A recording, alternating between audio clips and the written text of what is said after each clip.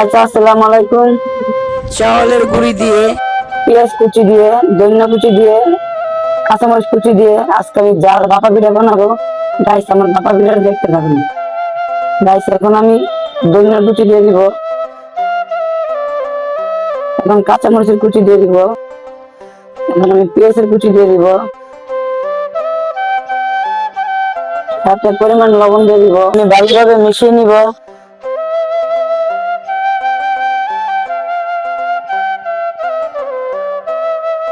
এখন আমি পরিমাণ মতো পানি দিয়ে দিব।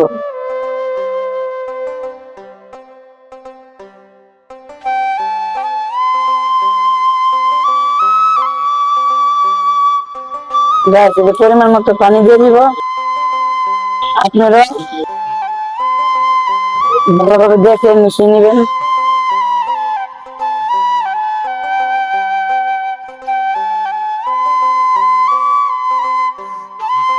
গাইস, আমার পানি মিশানো শেষ। এখন আমি চালনি দিয়ে ভালোভাবে চেলে নিব। গাইস, এখন আমি চালে গুঁড়োটা ভালোভাবে চালনি দিয়ে চেলে নিব। দেখতে থাকুন। গাইস, এখন আমি ভালোভাবে চেলে নিচ্ছি।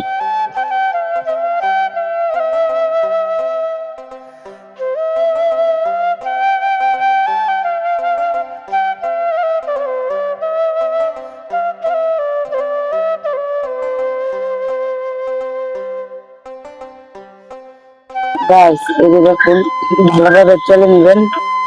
চেলে নেওয়ার পরে থাকলে আবার ভালোভাবে মিশিয়ে নিবেন, কিন্তু পরে দিবেন না। যে সময় গুঁড়ি মাখাবেন, মাখানোর সাথে কাঁচামরিচ, ধনিয়া পাতা, পেঁয়াজ দিয়ে পানির পরিমাণ দিয়ে ভালোভাবে মেখে নিবেন, কিন্তু পরে দিলে বললাম গুঁড়িটা পানি ছেড়ে দিবে। গাছ থেকে দেখুন, এখন আমার মিশানো হয়ে গেছে। এখন আমি এটার সাথে মিশিয়ে দিব। এই যে গাছ দেখুন, আমার আরো আছে। আমি এটার সাথে মিশিয়ে তারপর আমি ভালোভাবে আমি মিশিয়ে নিব। তারপর আমি পিঠাটা বানাবো, আপনারা দেখুন। কিন্তু গাছ, গাইস, একটু ভালোভাবে আপনি চালনিতে চেলে মিশিয়ে নিবেন। আর গাইস, চালনি দিয়ে যদি আপনি না চেলে পিঠাটা বানান, কিন্তু পিঠাটা কম হবে না। আপনি ভালোভাবে চালনিতে চেলে আবার পিঠাটা বানাবেন। আর আমি তো আমার ভিডিওতে দেখাচ্ছি কিভাবে এটা আপনার পিঠাটা বানাতে হবে। আপনি এইভাবে পিঠাটা বানাবেন, পিঠাটা খাইতে সেই স্বাদ। আপনারা খাই রাখবেন বাপা জাল পিঠা। একটা বাটি নিবেন, এটা আমি বাতা পেটার জন্য ছিদ্র করে নিছি। তো দুইটা নিয়ে একটা ভালোভাবে ধুয়ে নিছি। এখন আমি বাতা পিঠা বানাবো, দেখতে থাকুন। আমি বাতা পিঠার জন্য আমি এভাবে নিব।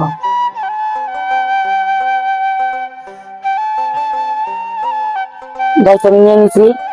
এখন আমি এই যে এভাবে দিব, দিয়ে গাইস, এই যে আমি এখন গাইস, এই যে আমি বাতা পিঠাটা দিয়ে দিলাম। এখন আমি ঢাকনাটা রেখে দিব। এটা হয়ে গেছে। এই যে পিঠা, এই যে বাবা পিঠা হয়ে গেছে। গাইস, এই যে বাবা পিঠা, এখন আমি আরেকটা দিয়ে দিব।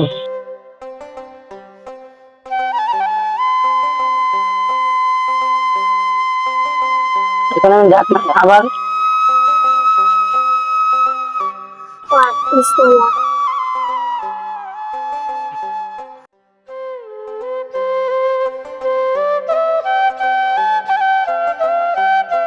মরিয়ম, কেমন হয়েছে মা? সেই শাক আচ্ছা, ওকে, খাও।